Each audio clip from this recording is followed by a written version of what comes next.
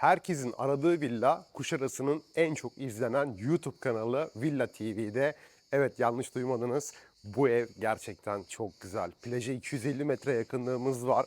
Bombastik bir evdeyim. Harika bir villa turlamaya geldik. Arsamız 500 metrekare, özel havuzumuz 40 metrekare. Villamızın içerisinde kapalı havuz var, asansör var, hamam var, sauna var, buhar odası var.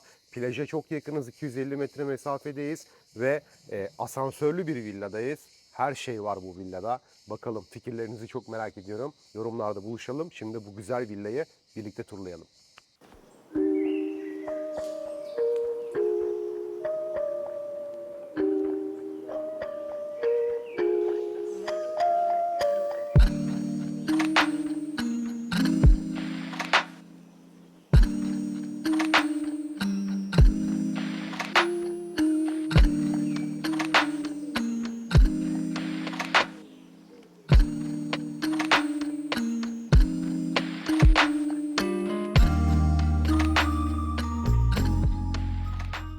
Kuşadası'nda güzel bir özel havuzlu villa turlamaya geldik ve bu evin bugün tanıtım videosunu çekiyoruz. Birlikte güzel bir villa turlayacağız. Hemen ön tarafında bir görmüş olduğunuz gibi panjurumuz var. Kumandaya basarak ya da villamızın akıllı ev sisteminden kontrol ederek panjuru açıp kapatabilirsiniz ve aracınızı isterseniz buraya içeriye de park edebilirsiniz.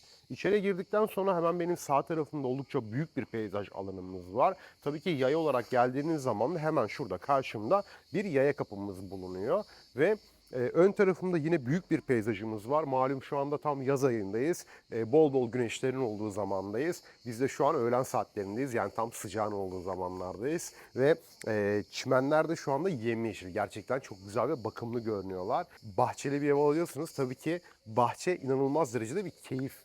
Mesela benim de bahçeli bir evim var. Bahçeyle ilgilenirken keyif alıyorum. Işıklandırmalar yapıyorum. Bahçenin çimini biçip gübrelerini atıyorum ve sulamasını yapıyorum. İnanılmaz da bundan keyif alıyorum. Ön tarafımızda bir özel havuzumuz var. Özel havuzumuz tabii ki taşmalı olarak tercih edilmiş. Yani savağımız var, denge depomuz var, motor dairemiz var ve havuzumuz da 40 metrekare büyüklüğe sahip ve özellikle yüzmeyi sevenler için uzun bir havuz olması da bence çok güzel. Genelde böyle 20-25 metrekare falan havuz yapıyorlar. Çok kullanışlı olmuyor. Burada 40 metrekare villaya özel, size özel çok güzel bir havuzumuz var ve tabii ki villamızın içerisinde en alt katında burada özel havuzumuz da var. Yani kapalı havuzumuz daha var. Bu villamızda 2 tane havuzumuz var. Birazdan sizlere göstereceğim zaten. İsterseniz salondan çıkabildiğiniz bir bahçemiz var ve salonda otururken de burada havuzu da görebiliyorsunuz. Havuzumuz tabii şu anda kapalı. Suyunu doldurduğunuz zaman, akşamları da ışıklandırmalarını açtığınız zaman oldukça güzel, hoş bir görüntü olacaktır burada. Havuzumuzun başında, yani orta kısmında, duvarın içerisinde bir şelalemiz bulunuyor. Tabii ki şelaleyi de burada açabilirsiniz. Bir palmiye ağacımız var bahçemizin içerisinde ve ağaç tiplerinde ise spot lambalara önem verildiğini de görebiliyoruz. Akşam ışıklandırmaları da oldukça hoş görünür. Bu kısımda bir motor dairemiz ve denge depomuz mevcut. Su eksildiği zaman buradan takviye alıyor. Villamızın dış cephesine baktığımız zaman da dış cephesinde seramiklerin tercih edildiğini görebiliyoruz. Yani bu hem mantolama sistemi oluyor hem de villanızın dış cephesinde çok uzun yıllar kullanabiliyorsunuz. Biliyorsunuz zaten, yani seramik hiçbir şekilde güneşten ya da yağmurdan etkilenmiyor. Ve villanızın dış cephesine çarpan sular yere iniyor ve ayrıca güneş gördüğü zaman da villanızın dış cephesi de yıpranmıyor. Bu da villanızın daha uzun ömürlü olmasını sağlıyor ve evinizin içerisinin kışın sıcak, yazında daha serinliğini koruyor. İzolasyonda oldukça güzel yapıyor. Ve tavanlara baktığımız zaman ahşap tercih edildiğini görebiliyoruz. Ahşap kaplamalarımız var. Villamızın giriş kısmı burada yer alıyor. Birazdan göstereceğim. Merdivenimiz var içeride. Merdivende burada 2 tane yüksek pencerelerimiz var. Güzel bir ışıklandırma içeriye giriyor. Ve bu kısımda bir depolama alanımız var. Yani bir ısı odamız da var aynı zamanda. Villanızın ısı cihazlarını buraya takıyorsunuz ve buradan kontrol edebiliyorsunuz. Ayrıca bahçemizde otomatik sulama sistemi var. Kontrol merkezi de orada yer almış. Komşuyla aramızda da burada ağaçlar dikildiği için komşuyu herhangi bir şekilde görmüyorsunuz. Villamızın giriş kısmına gelirken bina kimlik sertifikasını görüyorsunuz ve hemen ön tarafımızda bir çelik kapımız var. Ahşap kaplamalarımız ve bu ahşap detayları yukarıya, tavana kadar uzanıyor. Gerçekten de çok hoş görünüyor. İçeriye doğru girdiğimde villamız 100 metrekare tabana oturuyor ve toplamda 300 metrekare kullanım alanına sahip. Böyle villalarda olmazsa olmaz akıllı ev sistemimiz var. Bütün villanızı buradan kontrol edebiliyorsunuz. İçeride yerlerde seramikler tercih edilmiş ve bu seramikler oldukça büyük seramikler ve renkleri de beyaz renklerde. Üzerinde böyle gri damarlarımız var. Hemen arka tarafında bir portmantomuz var. Özel kesim burada bir aynamız var. Yan tarafında ışıklı raf detaylarımız var. Evet, bunu size göstermek istiyorum. Ben kendi evimde de bunu yaptırmıştım. Çok güzel görünüyor ve içerisine ışık koymuştum. Yine burada içerisinde de ışık var. İçerisine de içeceklerinizi koyabilirsiniz. Harika bir depolama alanı, çok güzel, şık. Yani ben çok seviyorum. Özellikle salonda televizyon ünitesinin tam yanına yaptırmıştım ben. İki tarafta da görebiliyorsunuz. Evet, salona geldiğimiz zaman oldukça geniş, aydınlık, ferah bir salonumuz olduğunu görebiliyoruz. Ve bu salondan tabii ki de hem bahçe manzarası, yeşillik manzarası hem de aynı zamanda özel havuzunuzu net olarak görebiliyorsunuz. Ön tarafımızda çok büyük bir penceremiz var, sürgülü kapımız var ve 4 kanadımız var burada. Ortadan açılır, hem sağ hem sol tarafı sabit, ortası açılır ve alüminyum tercih edilen, bakın görüyorsunuz burada ısı camlı pencerelerimizden, devasal pencerelerimizden hem bahçeyi hem havuzu net bir şekilde görebiliyorsunuz. Televizyon ünitemize bakalım. Kocaman dev gibi bir televizyon ünitemiz var. Televizyon ünitemizin bakın altyapıları burada düşünülmüş ve arkamda komple mobilya kaplaması yapılmış. Özellikle tavana kadar kaplandığı için de salon zaten çok geniş ve ferah. Tavanlar oldukça yüksek görünüyor. Televizyon ünitesinin yüksek olması da oldukça ferahlık katmış. Yani evi küçültmemiş, daraltmamış. Bu kısımda cam detaylarımız var, ışıklarımız var, led ışıklarımız ve içerisinde de cam raflarımız da bulunuyor. Salonda yine bir kapımız var. Bakın burada ön bahçeye çıkabilmeniz için buraya sürgülü bir kapı bırakılmış. Ada mutfağımız var. Ada mutfağımızda oldukça ön tarafa doğru geniş, tam ideal bir ada mutfak tercih edilmiş. Altında çekmecemiz var. Ayrıca burada dolabımız da yer almış. Raflarımız da mevcut. Mutfağımıza baktığımız zaman burada ankastre bir buzdolabı yeri düşünülmüş. 2 tane buzdolabını ankastre olarak burada tercih edebilirsiniz. Hemen yan tarafında burada fırınımız var ve mikrodalga yerimiz var. Tezgahımız devam ediyor. Burada lambalarımız var. Spot lambalar önem verilmiş ve prizlerimiz burada yukarıda. Ve aynı zamanda üst dolaplarımız cam kapak tercih edilmiş. İçerisinde de led lambalarımız olduğunu görebiliyoruz.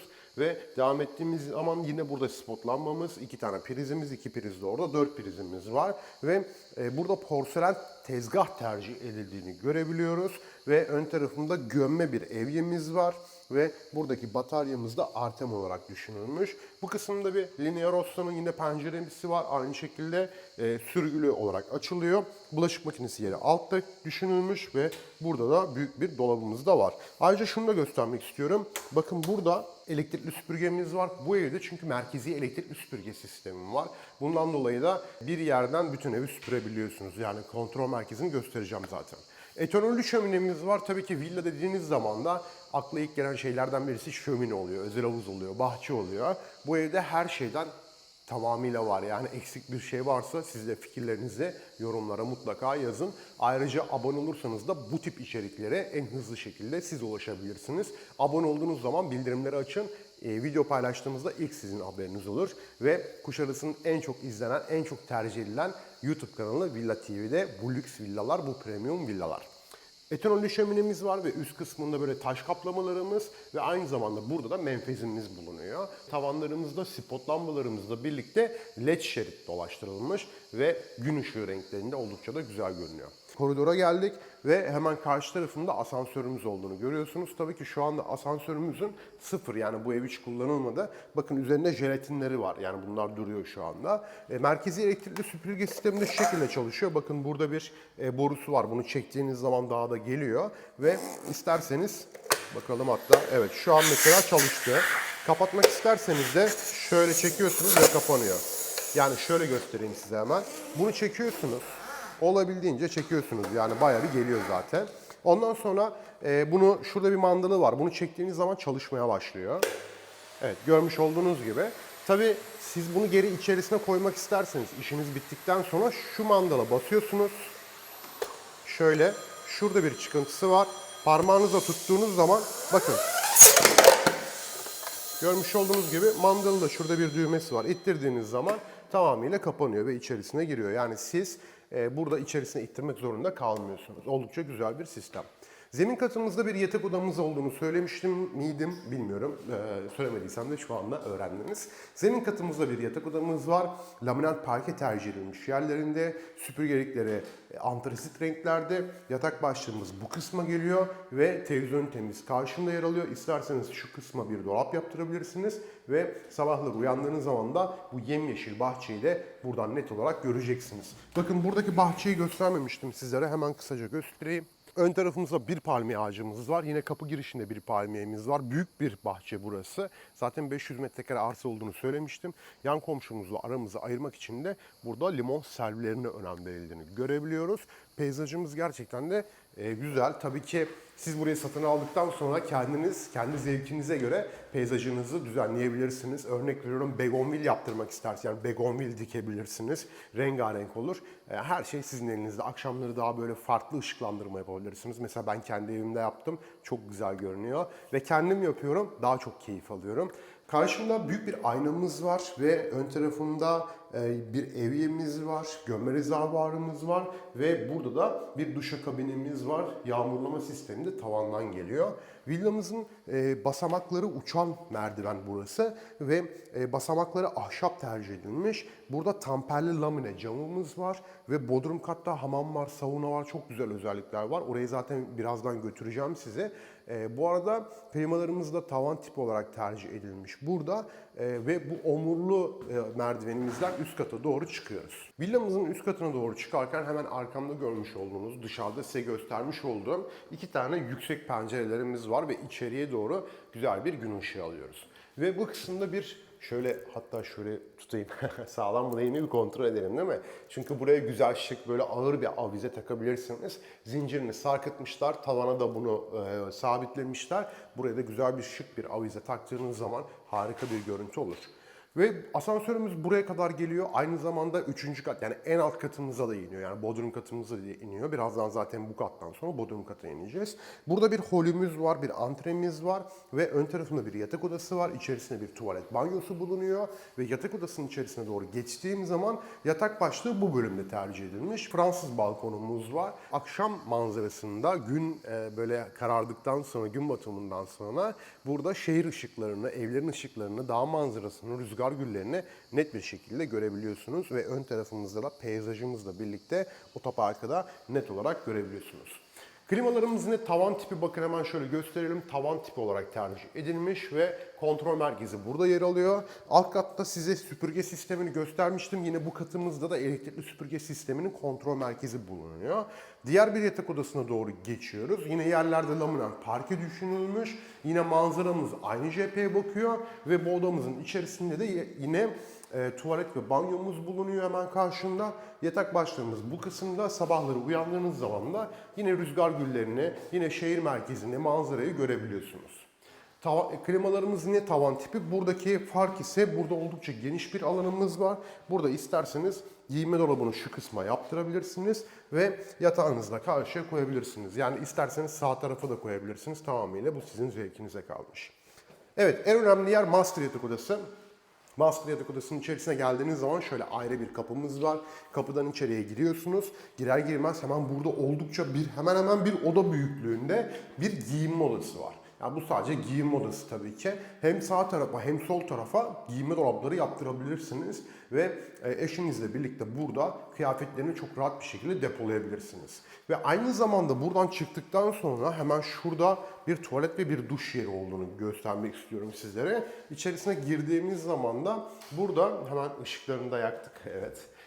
Şöyle led, içerisi led ışıklı, cam kapaklı, cam raflı bu kısımda dolaplarımız var. Hem sağ tarafta hem sol tarafta olmak üzere, yani kadın ve erkek olarak tercih edilmiş, düşünülmüş ve orta kısımda da bir evyemiz, büyük bir aynamız bulunuyor. Duşakabinimiz de ben karşıda yer almış ve duşakabininde anlatacağım tekrar. Burada gömme rezervuarımız var. Duşakabinin içerisinde şöyle geçmek istiyorum çünkü burada farklı bir şey var. Bakın yağmurlama sistemi tavanda ve camın içerisinde bir perdemiz var, jalüzimiz var. Böyle açıp kapatabiliyorsunuz. Hemen şöyle göstereyim sizlere. Görmüş olduğunuz gibi isterseniz kapatıp açabiliyorsunuz. Ayrıca bakın burada yine bir perdemiz daha var. Yani yatak odasının iç kısmına bakıyor. Yani odanın içerisinden bu duş yerinde görebiliyorsunuz. Perdeyi kapatırsanız tabii ki görünmüyor. Burada bir yatak başlığımız var. Burası tamamıyla yatak odası. Yani yatağınız tamamıyla buraya geliyor.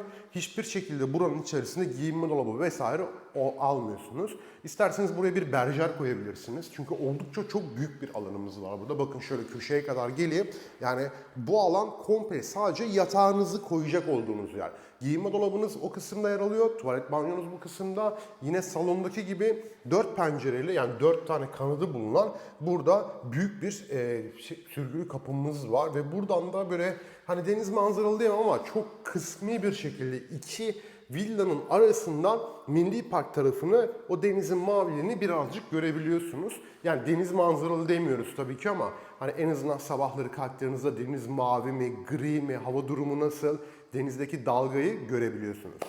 Ön tarafımızda bir balkonumuz var. Balkona da çıkmak istiyorum.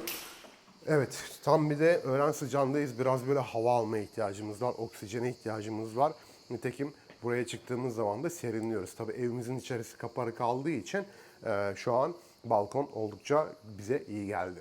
Dış cephemizde yine seramikler kaplı olduğunu görüyorsunuz. Bu her yerde aynı.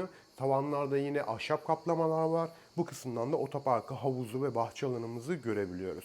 Şimdi villamızın çok güzel alanları var bodrum katta. Oraya geçerken hemen abone olun, yorum yapın ve hemen o havuz olan kısma götüreyim sizi. Bu muhteşem villanın en alt katındaki muhteşem alanları, harika alanları görmek için sabırsızlanıyorsunuz. Bunu çok iyi biliyorum. Oraya geçmeden önce hemen sol tarafında bir asansörümüz var. Öncelikle asansörle bu kata da gelebildiğinizi söylemek istiyorum. Çünkü bu çok önemli bir detay. Hepimiz insanız ve yarınımızın garantisi gerçekten de yok. O yüzden böyle villalarda, özellikle çok katlı villalarda, 3 katlı villalarda asansör olması bence şart. Ben bu şekilde düşünüyorum. Siz farklı düşünebilirsiniz. Fikirlerinizi de mutlaka yorumlara yazın. Çünkü fırsat buldukça sürekli yorumları da okuyorum. Arkamızda uçan merdivenlerimiz vardı. Uçan merdivenlerimizden aşağı doğru indiğimizde burada bizi bir spor salonu karşılıyor. Ancak siz spor salonu yerine eğer ki bir hobi odası yapmak isterseniz de böyle bir imkanımız da bulunuyor. Ve bu katımızda sizin ihtiyaçlarınız doğrultusunda isterseniz buraya çamaşır odası da yapabilirsiniz. Ve ya da farklı şekillere kullanmak isterseniz bir lavabo koymak isterseniz de altyapıları burada var. İsterseniz buraya bir lavabo koyabilirsiniz. Yerden ısıtma sistemimiz bu katımızda da olduğu için kontrol merkezi bu kısımda yer aldığını da görebiliyoruz. Hemen karşı tarafında çok güzel bir kapımız var değil mi? Harika bir kapı. Şöyle fin saunası yazıyor. Açıyoruz ve harika bir atmosfer bizi karşılıyor. İçerisine girdiğim zaman gerçekten de burası çok serin. Yani yazın burada yaşamak isterdim. Kışın da tabii ki burada yaşamak isterdim. Çünkü kışın da havuzunuzu doldurursunuz. Saunanızı açarsınız. Hamam var, sauna var, buhar odası var. Her şey var bu villada. Ön tarafımızda burada bir şok havuzumuz var. Tabii ki burada bir saunamız var. Hemen şöyle göstereyim. Şurada buhar odamız var. Buhar odasının hemen ışığını açalım. Evet şöyle. Burada buhar odası var. Bakın şurada bir borusu var ve tabii siz göremiyorsunuz açıdan dolayı. Burada bir boru var. Yan tarafta çünkü bir teknik oda var. Oradan buraya buhar veriyor ve burada göz gözü görmüyor. Ancak tabii ki bakın burada bir cam var. Camın içerisinden havuzu da görebiliyorsunuz. İsterseniz hemen şöyle göstereyim size teknik odayı. Bu kısımda buhar odasının motoru var, havuzun motoru var. Hemen şurada bir tuvaletimiz olduğunu göstermek istiyorum sizlere. Şöyle ışıklarını da açalım. Tuvaletimiz var, gömme rezervuarlı. Yan tarafında ise burada bir saunamız var. Yani saunamızın da bu kısımda bir sobası bulunuyor. Işığımız arkada ve kum saatimiz burada düşünülmüş. Burada saunada otururken de isterseniz şu dışarıdaki ortamı görebiliyorsunuz. Burada çünkü hamam var, hemen gösterelim sizlere. Burada bir böyle kese köpük yapmak için bu kısımda bir taşımız var. Göbek taşı deniliyor buna ve burada da bir kurnamız var. Burada da ailenizle, sevdiklerinizle hoşça vakitlerde geçirebilirsiniz. Ön tarafımızda da havuzumuz var. Evet, güzel bir villa turladık bugün. Bu evin detayları için de internet sitem villatv.com.tr ve modernada.com'dan da ulaşabilirsiniz. Bu ve bunun gibi içeriklere İran sayfamdan ve YouTube kanalından ulaşabilirsiniz. Böyle güzel evleri turlamak için, böyle güzel evleri satın almak isterseniz de telefon numaramdan beni arayabilirsiniz. Bu ve bunun gibi birçok evimiz var elimizde. Sizlerle birlikte bu güzel evleri gezeriz, dolaşırız ve size her konuda yardımcı oluyorum. Yani bütün resmi işlemlerde ve taşınma sürecinde oldukça profesyoneliz bu konularda. Çok büyük deneyimimiz var. Siz de bundan faydalanmak isterseniz size bir telefon kadar yakın olduğumu sizlere söylemek istiyorum. Kanalımıza mutlaka abone olun. Videolarımızı da sevdiklerinize paylaşın. Yeni videolarımızda görüşmek üzere. Hoşça kalın.